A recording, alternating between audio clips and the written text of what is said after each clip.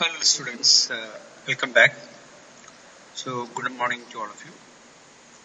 So today we are here for our module 12, and in the last module, we talked about the working principle of a turbine, wind turbine, the basic physics behind the working of a wind turbine, and different classification of wind turbines, horizontal axis and vertical axis wind turbines. Okay, and their subclasses we discussed.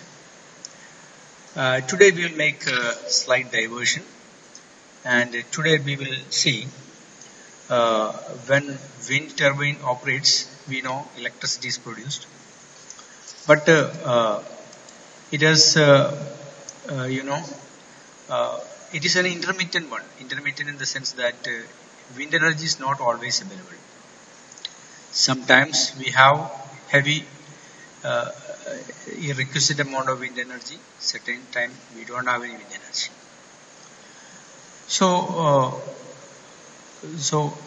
In fact, peak power requirement of electrical energy may be different from the availability of wind energy.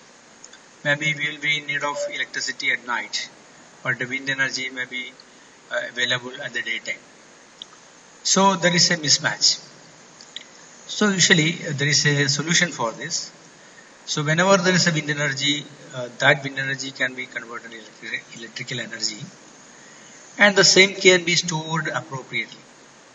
And whenever there is an electricity requirement, the stored energy can be utilized as electrical energy. Okay, so there are different methods, different modes to convert the wind energy. I mean the wind energy converted to electrical energy in various forms, and later on they can be transformed again back into electricity. So in this module we will talk about the different methods of storing wind energy. In fact, different methods of storing electrical energy. Initially we will convert the wind energy into electricity, and that will be stored in different forms. And we will be talking about those devices which are used. Okay. So in fact in the previous class, we talked about the physical mechanism of wind turbine, and this is the place where the blades are connected. This is the hub. So here these are blades. Okay, you can see 3 blades. They are connected in 3 different 120-degree angle. They are oriented, connected, and there is a gearbox. In gearbox, the rotational speed is converted to fast rotation, and the shaft again goes to generator, and generator generates the requisite electricity. And the working principle of gearbox is shown here, how a low rotation is converted to high speed rotation. So again we can go back to the storage of wind energy. So as I told you, wind energy has a lot of uncertainties in origin and occurrence. Okay, so it is not a finite one. Okay, a well precise, well predictable one. It is a lot of unpredictability. So it is not always available in precise manner, required time and desired direction. Okay, so there are a lot of randomness, you can say, uncertainties. Hence, it has to be stored in some other forms whenever available in excess. Okay, so whenever you get wind energy, you convert readily into electricity and store in some way, some format. And the excess energy can be stored for later use. Okay, when there is an energy demand, so it can be used. So for this, there are different methods to store wind energy.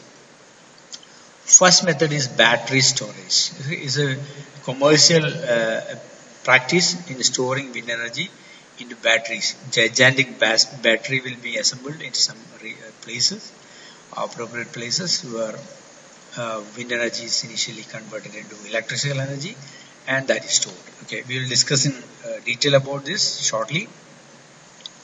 And another method is compressed air storage. Of course, the detailed mechanism will be discussed very soon. And we have the third one called hydrogen fuel cells. This is a chemical method, of course, vastly used in different countries to store electricity. And it has many other applications. And the next one is pumped storage. some sort of pumping is done. So you will see what is that pumping. And the last one is called supercapacitors. Okay, supercapacitors are different from capacitors. So such capacitors can be used to store wind energy. So let us start with the battery storage method. How battery is used to store wind energy. Okay, basically we know electrical batteries are commonly used in storing solar energy. In the first chapter we have seen it. The same type of battery we can use for storing electricity generated out of wind energy. Okay, so basically lead acid batteries are widely used for this. So lead acid batteries essentially contains sulfuric acid and lead blocks. So lead blocks are inserted in a sulfuric acid bath, and the detailed chemistry we are not going to discuss here. Usually found in vehicles and all. And this is one kind of battery, and we have another set of battery called lithium ion battery. This is slightly costly, but in modern wind energy farms we find a lithium ion battery assemblies used to store electrical energy. So this is the photograph of such a plant, where huge nickel cadmium battery you can see, in which you can heavily store electrical energy, and nearby area there will be some wind energy farms from electrical energy is brought here, and that electrical energy is used to charge these batteries. And in the night time or the peak power time, the electrical energy will be derived out of it and transmitted to the requisite places. And this is also another, you can get the cross-sectional view, the cutaway view of a battery storage with a lot of lead plates inside, and which will be filled with usually with sulfuric acid. It's a very huge setup actually. You know, a lot of safety measures has to be taken in order to avoid any sort of chemical hazards. Okay, because we are dealing with acids and all. So such plants are getting built up in many places all across the world. And the second method is called compressed air storage. So by some way here air is compressed. Okay, excess electrical energy produced in wind turbines can be used to compress air. This is usually stored in large underground caverns or huge cylinders. So here what is done usually with a photograph we can easily understand it. So this is what is called a cavern, a underground chamber, maybe artificially built or naturally built. Both are useful, and it is made leak proof, so that is a cross sectional view of underground, and your plant is here. So what is done usually daytime, when wind energy is sufficiently available, wind energy converts generates electricity. Using that electricity, gas or air is heavily compressed and stored in this gigantic chamber. Okay, this chamber will be very tremendously large one, not a small one in fact. So here what is seeing the top view, okay, the top side only. There will be some underground chambers that is usually called caverns, and where air is compressed, where from air is taken from the atmosphere. From the atmosphere air is taken and compressed heavily and stored here. Heavily compressed. Okay, enough safety measures should be taken. So okay, you compress the air and fill it heavily, and night time what is done? Night time this compressed air can be taken outside. This compressed air, so in daytime you compress the air and stored here. During night time this compressed air can be taken. Since it is highly compressed, it holds heavy pressure, or you can say it holds heavy energy. The energy can be directly used to drive a generator either, or you can mix up this compressed air. You can mix up this compressed air with some fuel, and it can be burned and it can be used to operate a generator. So there are two ways. Either you can directly use this compressed air to rotate some turbines and thereby generating electricity, or you can use this compressed air to mix up with some fuel. Okay, so it may give a sufficient amount of air so that burning will be more effective. So this way you can again operate a generator and subsequently produce electricity. So this kind of plants are available in many areas, many different countries. The photograph shown is from United States, a plant from United States, in Nevada province, and mostly in wherever abandoned coal mines are there. In coal mines, this kind of underground caverns are plainly available. Such caverns can be converted into chambers, okay, and where compressed air can be stored. So that is what is shown here. Excess electric energy produced in wind turbines can be used to compress air. This is usually stored in large underground caverns or huge cylinders. When required, the compressed air can be used to rotate air motors, or it can also be injected into an internal combustion engine where it is burned with a fuel to provide mechanical energy, which then powers or which then operates a generator. So this is the second method. And to see the third method in which what is done here, this is another method to store wind energy power. We call hydrogen fuel cells. In a hydrogen fuel cell, what is done? See, basically, hydrogen fuel cell use two type of gases. One is hydrogen gas, second is oxygen gas. Okay, this fuel cell can be used either to produce hydrogen gas, and the produced hydrogen gas can be again recombined with oxygen gas. When hydrogen and oxygen combine, in fact, huge amount of energy is produced. Huge amount. You know, hydrogen is the most efficient fuel available in the world. So this is such a fuel cell in which you can combine hydrogen and oxygen, thereby producing electricity. Okay, so fuel cell is such a device which can be used to produce electricity by combining hydrogen and oxygen. Okay, so so how this is done? First of all, in a hydrogen generator, water is electrolyzed. Electrolysis means decomposing, separating water into its component form. Water contains oxygen and hydrogen. So you can separate them. So power required for this purpose is used from wind energy form. Okay. So daytime wind energy is available in excess. That wind energy converted to electricity, and that electricity used to hydrolyze, or you can say separate, decompose water into hydrogen and oxygen, and the same hydrogen we can store. Okay, using this hydrogen, a fuel cell can be operated to generate electricity whenever needed. Okay, so this is such a fuel cell. Okay, in which hydrogen is fed from here, oxygen is fed from here. Of course, oxygen is plainly available in air, so no question of oxygen. So when it is fed into the fuel cell, electricity is automatically produced. So this kind of fuel cells are widely used in different industrial technological applications. For example, in cars, modern cars, hydrogen fuel cell can be used.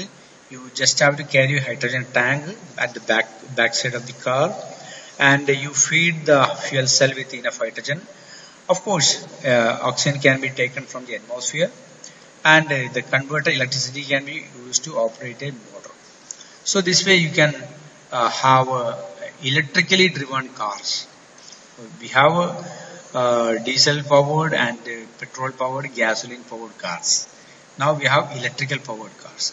So once this kind of cars become popular, most of the pollution problem in the atmospheres in the modern cities can be substantially reduced. Okay, that is one of the area where fuel cells are nowadays becoming more popular.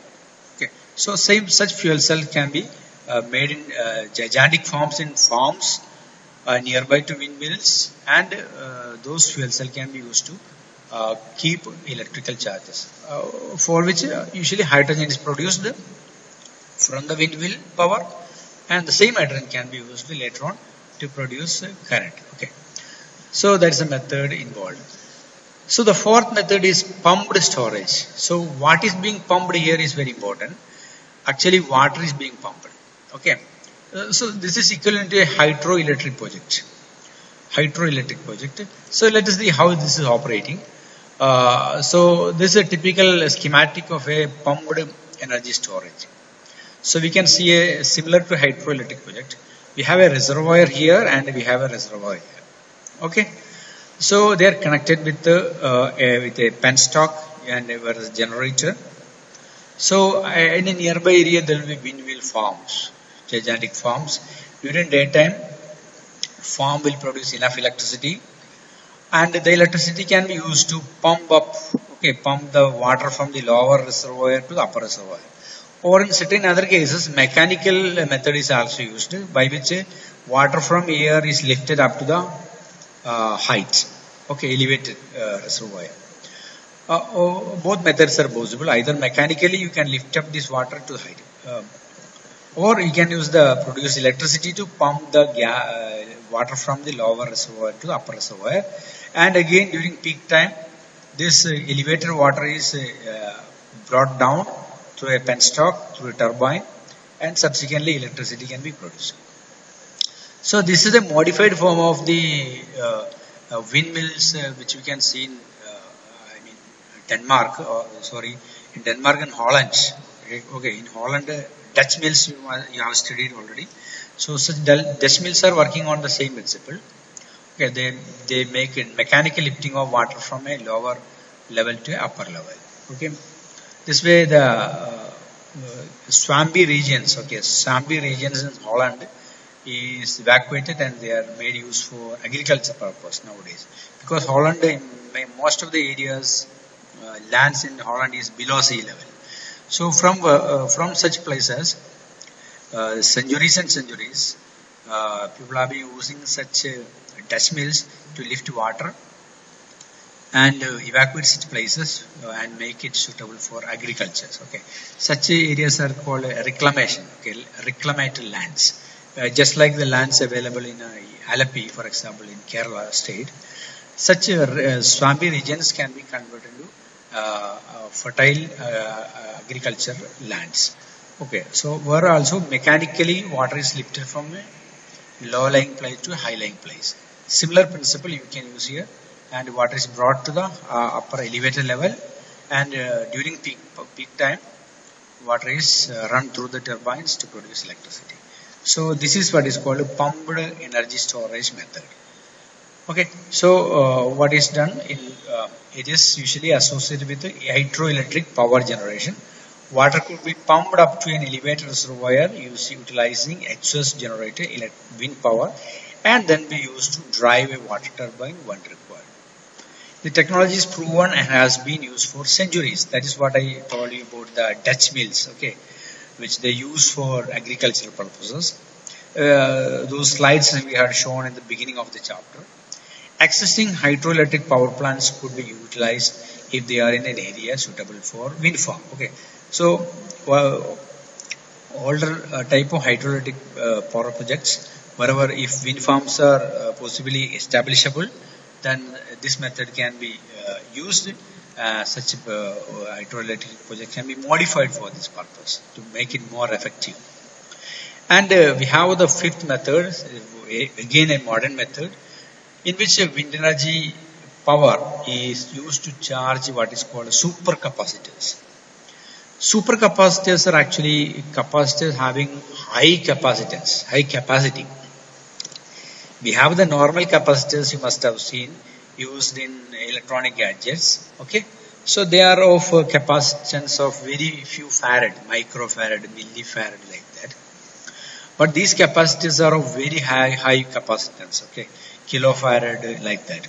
Gigantic capacitors, which is made up of modern technology. Okay, so they can be used to store huge amount of electricity. Okay, but they are useful for short-term electricity requirement, not for long-term electricity requirement. Anyway, but the advantage is that they don't use any lead and chemicals. Okay, so they are chemical free. That is one of the advantages. So no chemical hazards are occurring. And of course, they are useful, even though they are useful for short-term peak requirements. But there are so many such applications where short-term peak requirements are there. For example, industrial applications. where such plants can be installed with supercapacitors. And in fact, they are beneficial because of the fact that their life is very long compared to normal capacitor. They have long lasting one, so they can last up to 10 to 15 years. If such a plant is made, they can last up to 15 years. So this is one such supercapacitor plants. They are associated with the windmills, and windmill is used to charge these capacitors heavily. And whenever we are in energy demand, these capacitors can be discharged, and the outcoming electricity can be used for our applications. Okay, it's a modern capacitor. You can see supercapacitor photograph is given here. The same supercapacitor we can use. We can use it with the solar panels, as we did in the first chapter. Solar panel can be appropriately exposed to sunlight, and the resulting electricity can be used to power these capacitors. Okay, both are dual type, also found in many places, hybrid type, where both wind energy and solar energy is used to charge these capacitors. Okay, so these are all fast growing technology coming up in different areas, and very soon our country will also become a pioneer in installing such a modern technology in tapping our wind energy potentials. Okay, so with this, let's come to the assignment. We have an assignment, a short assignment. Explain how the compressed air storage method. Okay, we talked about it. Explain how it is used in wind energy farms for energy purpose. Okay, so you give a brief explanation of how the compressed air storage method is used for wind energy farm for energy storage purpose. Okay, so just confine your answer in a A4 sheet and properly upload in Google Classroom. Okay, so with these comments, let us conclude today's talk. So thank you all of you. Thank you.